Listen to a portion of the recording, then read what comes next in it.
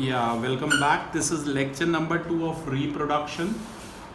Now in this we'll study again one more method of asexual reproduction, that is spore formation, right? In spore formation, again it is a asexual method of reproduction. The reproduction by spore formation takes place in plants. Spore formation में बेटा जो parent plant होता है वो 100 of microscopic reproductive unit produce करता है, जिसे हम स्पोर्स कहते हैं. यही जो स्पोर केस प्लांट के जब बर्स्ट होते हैं तो एयर में स्प्रेड अप हो जाते हैं, और यही एयरबॉर्न स्पोर्स जो होते हैं वो लैंड करते हैं फूड पर या सॉइल पर अंडर फेवरेबल कंडीशन, जैसे कि डैम्प और वार्म कंडीशंस होनी चाहिए. फर्दर ये जर्मिनेट करते हैं और नए प्लांट्स प्रोड्यूस करते हैं.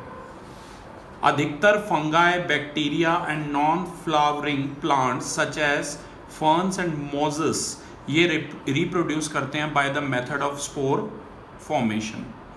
सबसे कॉमन जो ब्रेड मोल्ड है वो एक फंगस प्लांट है जिसका साइंटिफिक नेम है राइजोपस. सबसे कॉमन ब्रेड मोल्ड जो है वो राइजोपस है, फंगस है, फंगाई भी कहते हैं इसे. ये रिप्रोड्यूस करता है bye the method of spore formation. जैसा कि आप फिगर में देख सकते हैं, एक कॉमन ब्रेड मोल्ड को आप देख सकते हैं प्लांट को. ये राइजोपस फंगस है और ये रिप्रोड्यूस करता है बाय फॉर्मिंग स्पोर्स. जो छोटे छोटे स्पोर्स हैं ब्रेड मोल्ड के वो हमेशा ही एयर में प्रेजेंट होते हैं. अगर हम किसी भी मॉइस्ट स्लाइड ऑफ ब्रेड को थोड़े दिन ऐसे ही रख देंगे तो जो स्पोर्स होंगे ब्रेड मोल्ड के प्लांट के वो जो एयर में प्रेजेंट है वो सेटल अप हो जाएंगे, किस पर, मॉइस्ट ब्रेड पर सेटल अप हो जाएंगे, और फर्दर वो जर्मिनेट करेंगे ताकि एक नया फंगस प्लांट जो है वो फॉर्म कर सके. अब ये जो ब्रेड मोल्ड है प्लांट्स के, सबसे पहले ये एक वाइट कॉटनी मास की तरह दिखते हैं जो ब्रेड को कवर अप करते हैं, ब्रेड स्लाइस को, और फर्दर बाद में ये ब्लैक हो जाते हैं. अगर आप ऑब्जर्व करेंगे सरफेस ऑफ द इस स्लाइस को थ्रू अ मैग्नीफाइंग ग्लास तो जो ब्रेड मोल्ड प्लांट है वो उस पर ग्रो हो जाएंगे. जैसे कि आप ब्रेड मोल्ड प्लांट्स यहाँ इस फिगर में देख सकते हैं, ये ग्रो कर रहे हैं एक स्लाइस ऑफ ब्रेड पे. सबसे जो कॉमन ब्रेड मोल्ड प्लांट है वो कंसिस्ट करता है एक फाइन थ्रेड लाइट प्रोजेक्शन की तरह, जिसे हम हाइफे कहते हैं. ये देखिए ब्रेड मोल्ड फंगस को अगर आप मैग्नीफाइंग ग्लास से देख रहे हैं तो वाइट थ्रेड इसमें आपको नजर आ रहे हैं, इन्हें हाइफे कहते हैं. और हर ब्लैक डॉग जो है वो स्पोरेंजियम है और वो थाउजेंड्स ऑफ छोटे छोटे स्पोर्स को कंटेन करती है. हर जो नॉब लाइक स्ट्रक्चर है स्पोरेंजियम का वो हंड्रेड्स ऑफ माइन्यूट स्पोर्स जो स्पोर केस के अंदर ही हैं उन्हें कंटेन करता है. जब ये स्पोर केस बर्स्ट हो जाता है तो ये छोटे छोटे जो स्पोर्स हैं वो एयर में डिस्पर्स हो जाते हैं. ये जो स्पोर्स हैं ये एसेक्सुअल रिप्रोडक्टिव यूनिट्स हैं जो ब्रेड मोल्ड प्लांट्स प्रोड्यूस करती हैं. ठीक है, जैसे कि आप देख सकते हैं पेंसिलियम फंगस को यहाँ देख सकते हैं इस फिगर में, ये भी रिड्यूस करता है बाय फॉर्मिंग स्पोर्स. और यहाँ पर आप एंटीबायोटिक ड्रग देख सकते हैं जिसका नाम है पेंसिलिन. ये किससे बनी है?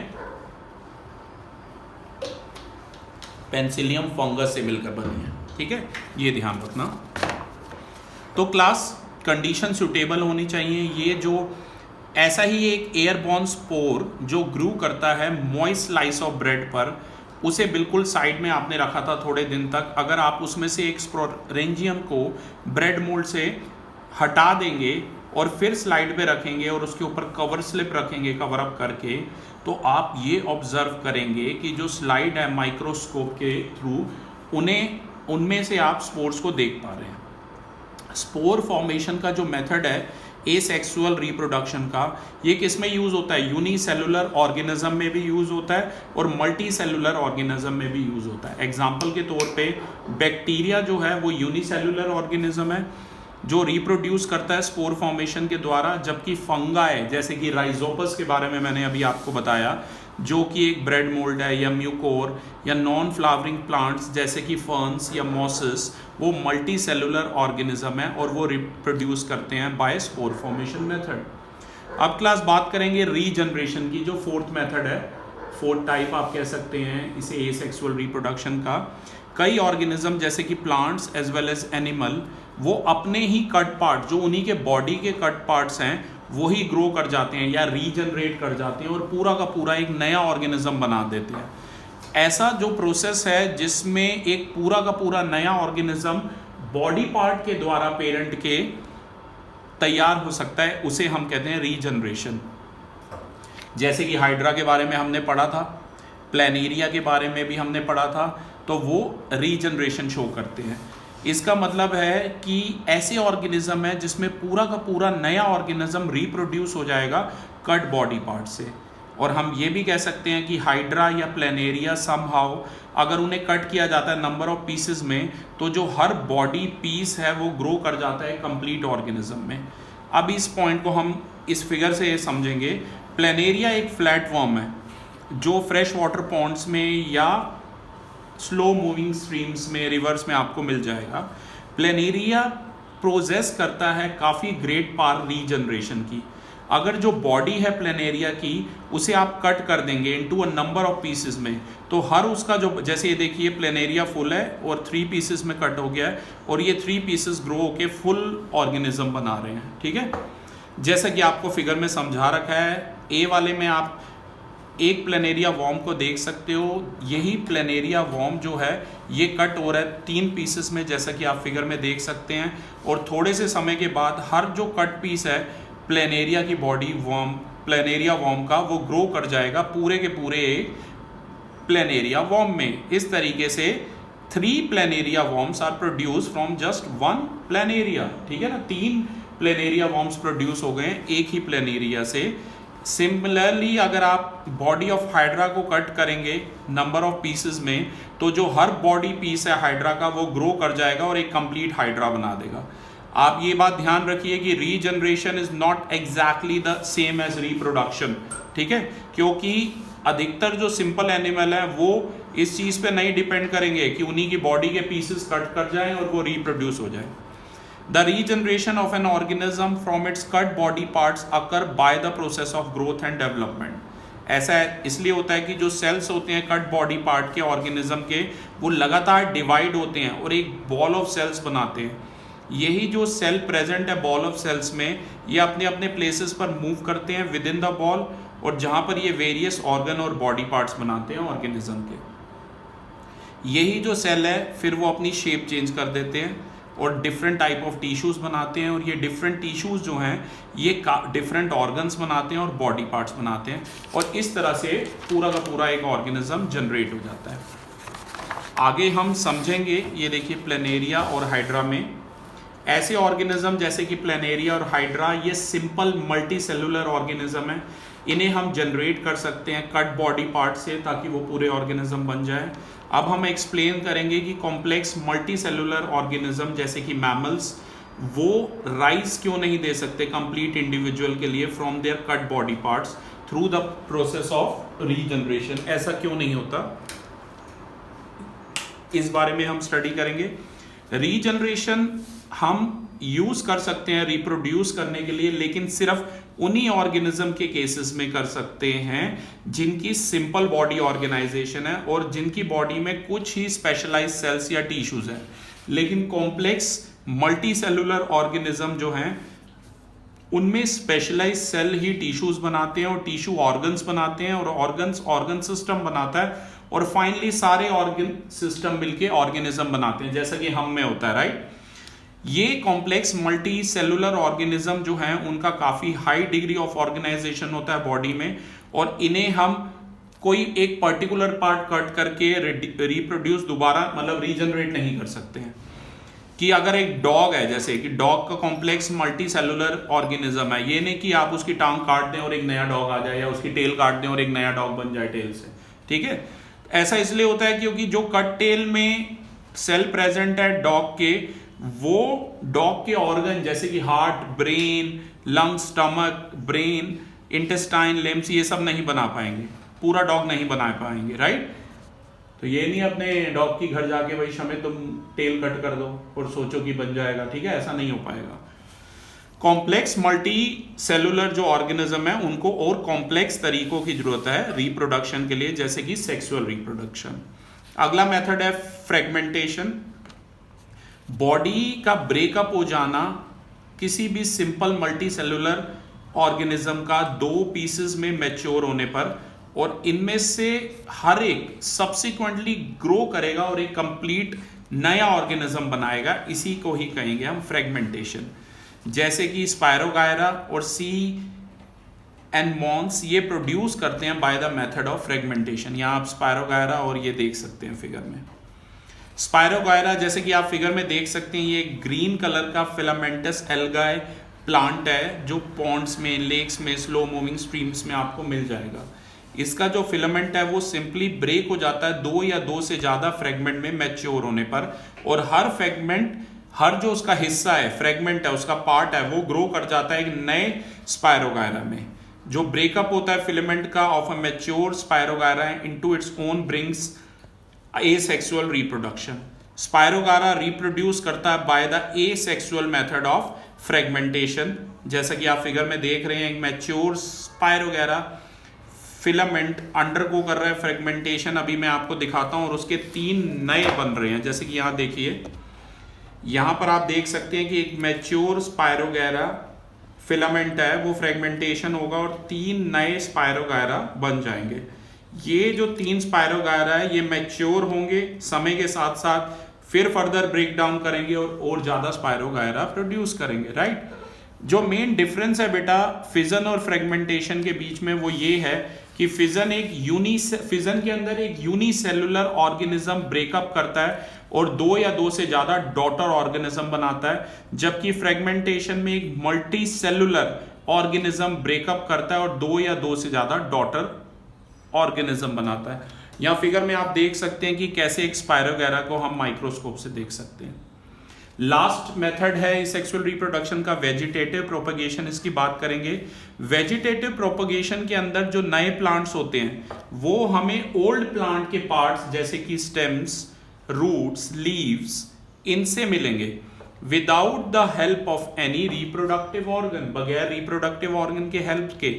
वेजिटेटिव प्रोपगेशन में ग्रोथ और development of one bud involve होता है which was present on the older part of the plant to form a new plant. ये जो बर्ड्स हैं ये डॉर्मेंट यानी कि इनएक्टिव स्टेट में होते हैं in the old part of the plant. अगर आप इन्हें सूटेबल कंडीशन जैसे कि मॉइस्चर, वार्मथ प्रोवाइड करेंगे तो ये बर्ड्स ग्रो हो जाएंगी और नए प्लांट्स बनाएंगी। आपको ये बात नोट करनी है कि वेजिटेटिव प्रोपगेशन को वेजिटेटिव रिप्रोडक्शन भी कहते हैं। अब हम इसका कुछ एक एग्जांपल समझेंगे। एक हमारी कॉमन ऑब्जर्वेशन है कि जो ग्रीन ग्रास प्लांट हैं वो स्प्रिंग अप हो जाते हैं ड्राई फील्ड्स में बारिशों के बाद, आपने देखा ही है। ऐसा इसलिए होता है वेजिटेटिव प्रोपगेशन की वजह से होता है। जो फील्ड्स होते हैं, जो खेत होते हैं, उनके काफ़ी ड्राई स्टेम्स होते हैं उनमें of the old grass which is planted over them. ये जो ड्राई स्टेम्स होते हैं इनकी बर्ड्स होती हैं जो इनएक्टिव स्टेट में होती हैं, और अगर rain water, by getting rain water the buds present on the dry grass stems gets activated और वो ग्रो कर जाती है नए ग्रास प्लांट में। जो ग्रीन ग्रोज हैं फील्ड में after the rain from the dry old stem of the grass plant which are present in the field by the method of vegetative propagation. अब आपको पता है बर्ड्स भी प्रेजेंट थी स्टेम्स में, और leaves of the Bryophyllum plant में वो डेवलप हो जाती है नए प्लांट में। ब्रायोफाइलम प्लांट जो है वो रिप्रोड्यूस होता है वेजिटेटिव प्रोपगेशन के द्वारा by using either a piece of its stem, उसी के स्टेम, उसी के तने का पार्ट होता है और उसकी लीव्स का पार्ट होता है। यानी कि एक एग्जांपल के तौर पे मैं बताना चाहूँगा कि अगर कोई भी प्लांट को हम एक ब्रोकन पीस ऑफ स्टेम में, जिसका ब्रायोफाइम प्लांट इन द ग्राउंड में है, तो हमें एक नया ब्रायोफाइम प्लांट मिल जाएगा जो ग्रो हो जाएगा कुछ हफ्तों के समय में, ठीक है। बेशक उसकी लीव जो है वो झड़ गई हो, आप बात समझ रहे हैं कि स्टेम के ऊपर वाला पार्ट है फिर से पूरा ग्रो हो जाएगा, ठीक है। ऐसा इसलिए होता है कि जो लीव्स होती हैं ब्रायोफाइम प्लांट की, उनमें स्पेशल टाइप्स ऑफ बर्ड्स होते हैं उनके मार्जिन्स में, उनके एजेस में। ये जो बर्ड्स हैं वो डिटैच हो जाती हैं लीव से, ग्राउंड पे गिर जाती हैं और फिर ग्रो करेंगी और नया ब्रायोफाइलम प्लांट प्रोड्यूस होगा। ये बर्ड्स जो हैं ये ड्रॉप करेंगी ग्राउंड में together with the leaf and then grow to produce new plant. कई बार ऐसा होता है कि लीफ कोई ड्रॉप करे उससे पहले ही हम देख सकते हैं नए प्लांटलेट्स को जो ग्रो कर जाते हैं। ऐसे जब मैच्योर लीफ ब्रायोफाइलम प्लांट का फॉल करता है ग्राउंड पे, तो हर प्लांटलेट ग्रो कर जाता है with in a new plant. तो जो लीव्स होती हैं ब्रायोफाइलम प्लांट की वो प्रोड्यूस करती हैं नए प्लांट। और एक प्लांट है जिसका नाम है बेगोनिया, वो भी रिप्रोड्यूस करता है वेजिटेटिव प्रोपोगेशन के द्वारा, लीव्स के द्वारा।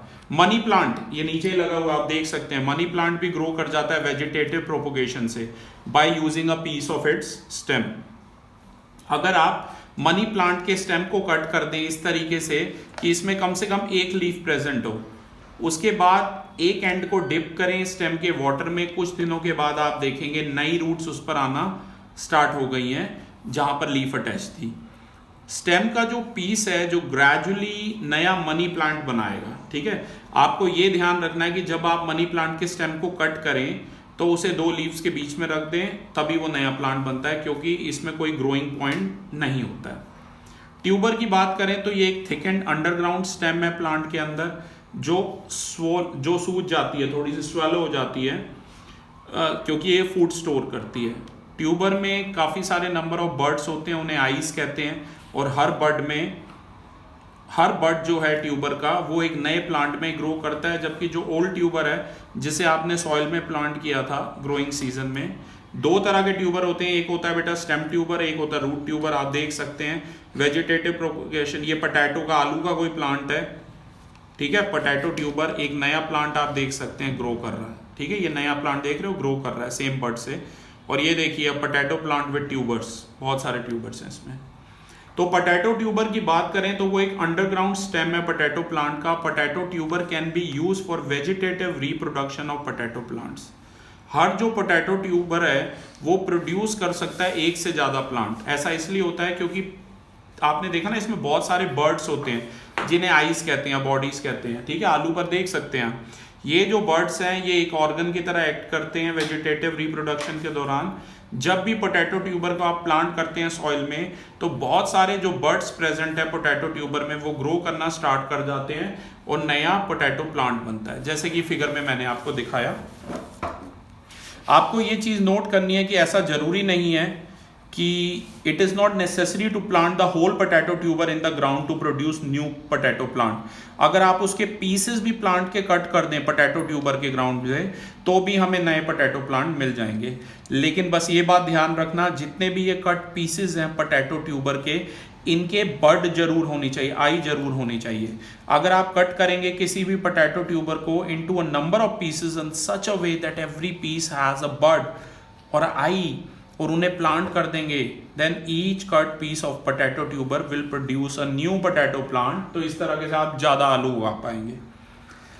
वेजिटेटिव प्रोपोगेशन मेथड जो है जिसमें हमने प्रोड्यूस किया पोटैटो प्लांट को बाय ट्यूबर, ये बहुत फास्ट होता है और इसमें बहुत सारे पोटैटो प्लांट प्रोड्यूस होते हैं सीड से, ये आप ध्यान रखना।